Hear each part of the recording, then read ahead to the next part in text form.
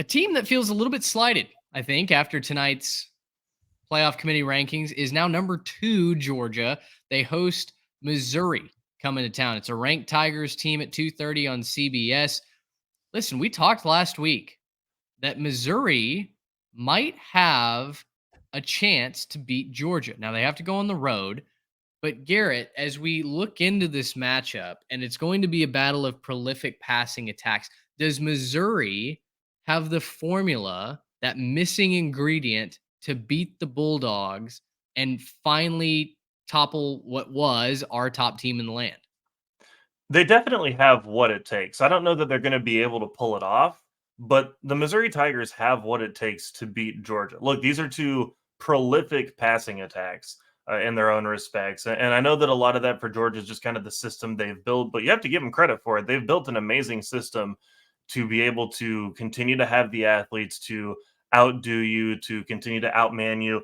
And even like we said in the wrap up from the previous game, no Brock Bowers, no problem. Lad McConkey showed up. He was a massive target. The tight ends that were behind Brock Bowers stepped up. There's that one amazing catch where it looked like it was sailing over the guy's head, and he ended up coming down with it.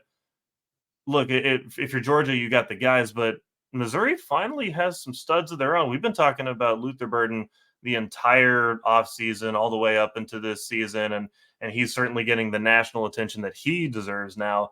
But Brady Cook has been doing a really, really good job as the quarterback at distributing the ball, at finding ways to get different guys involved. Theo Weiss has been involved a lot. Mookie Cooper, Marquise Johnson, they've been involved. And so I'm really impressed with what Missouri's doing, getting the ball around to their playmakers. Clearly, Luther Burden is the number one. He's going to be your guy. But it's not like it's a one-man show for Missouri. He certainly makes a difference, but Brady Cook's been doing a really good job this season. If he can keep things rolling well, and if he can keep the completion percentage up, stop the mistakes, right? Just take what the defense is giving him. I think that Missouri can hang around in this game. And like we saw last year, something goes a little bit of a different way, ball bounces a little different. Missouri could end up pulling off this upset. I think they've got a chance. Now, Trey, on the other hand, you could say we're done doubting Georgia, right? Listen, they came out, they shellacked Florida. It was a historic win for the Bulldogs over the Gators. They hadn't put up that many points in that rivalry game since either the 70s or the 80s. I misremember the date. But Georgia's offense kept rolling. This is the third ranked passing attack in the country, behind only Washington and Washington State. That's pretty good company if you're airing it out. Missouri looks plucky, right? And they've got the heart, they've got that can't lose attitude, I think, to go in and have a chance. At the same time, this is our best team in the country for a reason. Yeah, you said it best right there. They are the best team in the country in our minds for a reason. And I think it's one of those reasons is the prolific passing attack. I think that if you're going to get Mizzou, you got to do it through the air. They have a really good rush defense, but their passing defense leaves a lot to be desired and has given up a lot of yards this year. And Georgia has the horses to do that. Carson Beck has quietly been one of the better quarterbacks in the country this year. He's living up to the hype and he's growing up as the season's progressing. He's a completely different quarterback. He was really good at the start of the season, but I think he's a completely different quarterback now than he was back in September. And that's a good thing for the Georgia Bulldogs offense. So he's spreading the ball around a little bit more now that he doesn't have the Brock Bowers safety blanket to throw to. But I think that's a bad matchup for the Missouri Tigers. I think that the talented receivers of Georgia are going to be open. Carson Beck can hit those receivers. He can make all the good throws.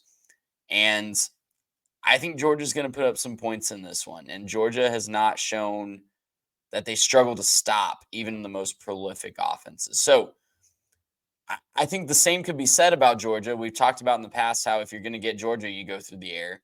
And stopping Luther Burden has not been something that really any team has been able to figure out so far this year. So Missouri can certainly keep it close, but Georgia's rounding into form, and that is scary for anybody that's standing in their way. Uh, both offensive lines have protected their quarterbacks this season. I think that's important because to me, it kind of creates an all else equal situation where Both quarterbacks are going to be given the ability to cook. Who's going to seize that? Is it going to be Carson Beck or literally a guy named Cook? I'm going to take Carson Beck. I'm done doubting the Bulldogs. I'll take Georgia minus the points. I think it's a much closer game than that for the majority of it, but Georgia at home, maybe they force a turnover. They get a critical stop late, and I think Georgia can win this by 17-20. I've doubted them all season. I've bet against them for most of the season, and it just hasn't worked. So let me change my tune and see if we can get this one right. This was a really, really close game in Como last year too. We do need to remember that. We thought Missouri was going to win that game.